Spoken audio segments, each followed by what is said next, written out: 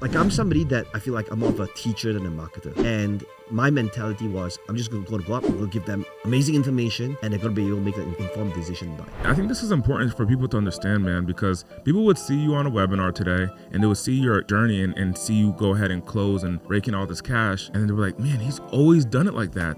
I think it's so important to understand, like, no, your first one was a dud. Your first one was a terrible experience. When was a pivotal moment for you in the journey of platform closing that you were like, I got this and I'm going to continue? So the biggest thing that I eventually understood is that in that limited time frame, whether it's 90 minutes or 2 hours, it is not about steps and techniques, even though it feels like it is initially. It is about understanding how to break false beliefs that the audience might have, how to instill new empowering ones, how to utilize stories, like the backstories. Like, I'm somebody that I feel like I'm more of a teacher than a marketer. Yeah. And my mentality was, I'm just going to go up, I'm going to give them amazing information, and they're going to be able to make an informed decision by. But that's not how it works.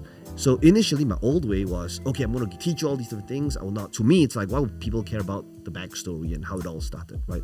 I would say, okay, this is what's required to be able to build a successful business, and I would go straight into it. And I thought that would be the way, but it wasn't. So the importance of the utilization of stories, engaging the audience, understanding what are some of the limiting beliefs that's holding them back, and turning that into something that would empower them to actually take action. So basically, I would say, if I were to summarize this entire thing, it's basically not teaching for the sake of teaching, but teaching strategically.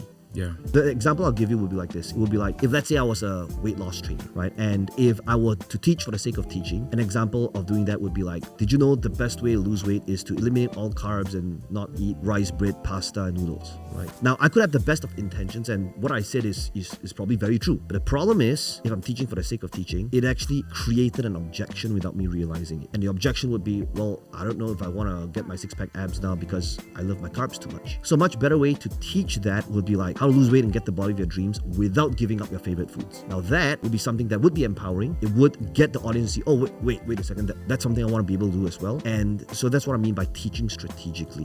We can't just teach for the sake of teaching. You gotta be able to think about, even though you have the best of intention, you gotta be able to think about, how can I teach it in a way that my audience can see why they can do it as well.